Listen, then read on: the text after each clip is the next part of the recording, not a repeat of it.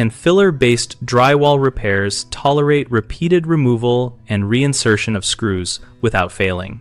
Filler-based repairs such as joint compound patches or repair discs can work for light, occasional screw removal when you follow proper preparation and curing steps.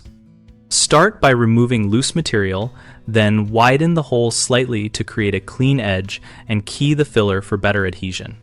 Apply a bonding primer or a thin layer of setting-type compound first to ensure the filler bonds to the surrounding gypsum and paper facing. For patching, use a repair disc or mesh-backed patch for small holes and feather the compound at least 2 inches beyond the hole to distribute stress.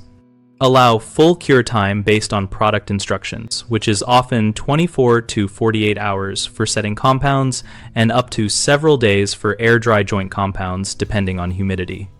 When reinstalling screws, avoid over-tightening and use a hand driver or clutch to prevent tearing the new patch, and always place screws into solid substrate when possible rather than relying solely on the patched area.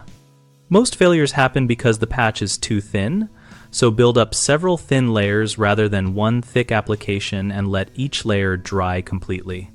Another common issue is installing screws too close to an existing repair, which concentrates stress. So move the screw slightly off the patched area or install a new anchor into solid backing like a stud or backing plate.